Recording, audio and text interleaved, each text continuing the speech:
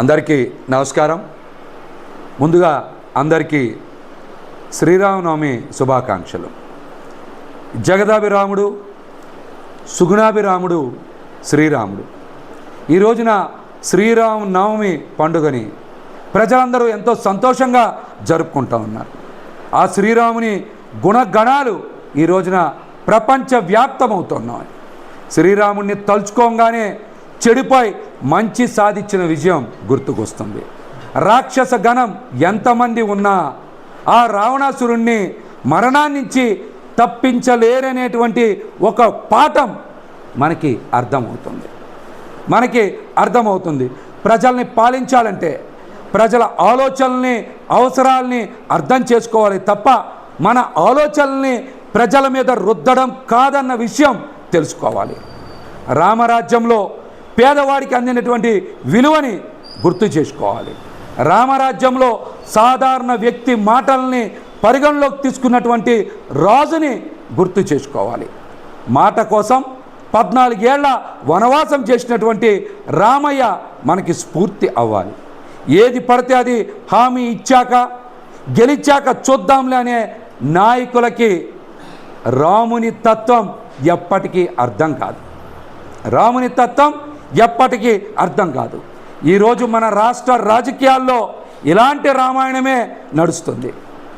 రామరాజ్య పాలన అంటే సీఎం జగన్మోహన్ రెడ్డి గారు చేసేటువంటి ప్రజారంజక పాలన మనందరికీ కూడా గుర్తొస్తుంది.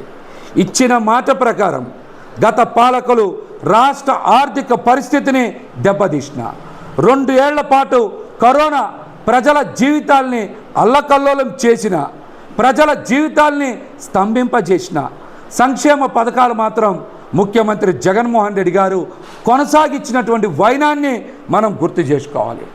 ఇంటింటికి మనిషిని పంపి మన యోగక్షేమాలు తెలుసుకొని మనకి మంచి చేసిన సీఎం జగన్మోహన్ రెడ్డి గారిని మనం తప్పక అభినందించి తీరాలి. ఆకాశాలని అంటే పెద్ద పెద్ద బిల్డింగులని నిర్మాణాలు చేయడం కన్నా ప్రజల అవసరాలు ముఖ్యం అనుకునే జగన్మోహన్ రెడ్డి గారు లాంటి నాయకుడిని మనం నిత్యం గుర్తుపెట్టుకోవాలి.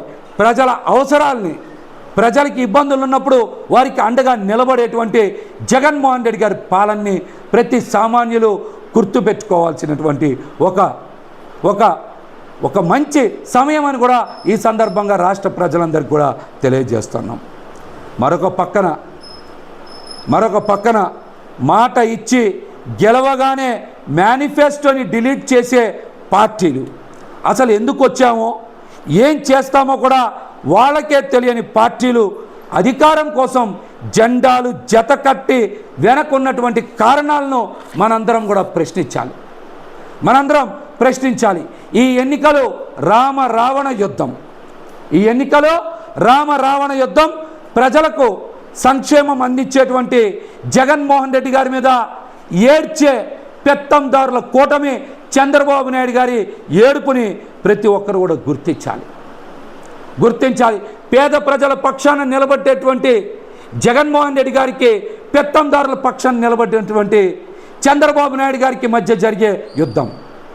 అందుకే ఈరోజు రాష్ట్రంలో ఈ జరిగే ఎన్నికల్ని రావణ యుద్ధంగా మనందరం కూడా అభివర్ణిస్తూ ఉన్నాం. ప్రజల అవసరాలను గుర్తించే నాయకుడికి, ప్రజల్ని పీల్చి పిప్పి చేసే పెత్తందారి వర్గాలకి మధ్య జరిగేటువంటి యుద్ధం ఇది. మనందరికీ తెలుసు, ప్రజల అవసరాలను గుర్తించి వారికి అవసరాలకు అనుగుణంగా పాలించేటువంటి నాయకుడు జగన్మోహన్ రెడ్డి గారు. పెత్తందారుల పక్షాన్ని నిలబడి ప్రజల జీవితాల్ని పీల్చి పిప్పి చేసే చంద్రబాబు నాయుడు గారి కూటమికి మధ్య జరిగేటువంటి ఈ యుద్ధంలో ప్రజలు గెలవాలంటే ఖచ్చితంగా జగన్మోహన్ రెడ్డి గారిని గెలిపించి తీరాలని కూడా ఈ సందర్భంగా విజ్ఞప్తి చేస్తూ ఉన్నాం. సామాజిక సమానత్వాన్ని పాటించి నాయకుడు తన సామాజిక సమానత్వాన్ని పాటించే నాయకుడికి, అదేవిధంగా తన స్వార్థాన్ని కోసం సమాజాన్ని బలిపెట్టే చంద్రబాబు నాయుడు గారికి లాంటి నాయకులకి మధ్య యుద్ధం.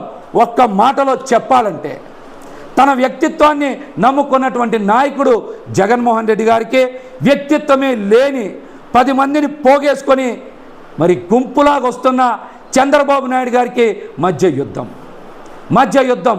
పేదలు గెలవాలన్నా, పెత్తందారులు ఓడాలన్నా ఖచ్చితంగా పేదల పక్షాన నిలబడినటువంటి జగన్మోహన్ రెడ్డి గారిని ఖచ్చితంగా ఈ రాష్ట్ర ప్రజలు గెలిపించాలి.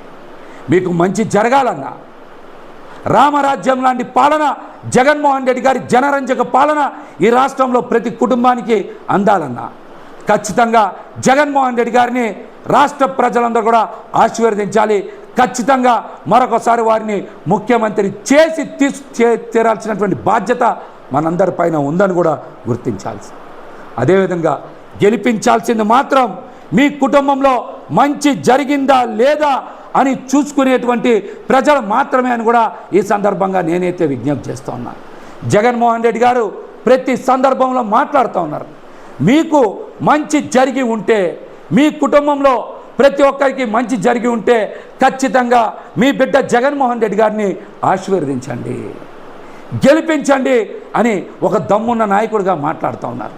కాబట్టి రాష్ట్ర ప్రజలందరూ కూడా ఖచ్చితంగా జగన్మోహన్ రెడ్డి గారు చేసినటువంటి మంచిని, మేలుని, ఆయన అమలు చేసినటువంటి సంక్షేమ పథకాలని ప్రతి ఒక్కరు కూడా గుర్తుంచుకొని మరొక మారు ఈ పండగ రోజున రామరాజ్య పాలన అంటే జగన్మోహన్ రెడ్డి గారు అందించేటువంటి జనరంజక పాలన అని మనందరం కూడా గుర్తు చేసుకొని జగన్మోహన్ రెడ్డి గారిని గెలిపించాలని కూడా అందరికీ విజ్ఞప్తి చేస్తూ మరొకసారి శ్రీరామనవమి శుభాకాంక్షలు తెలియజేస్తున్నాను.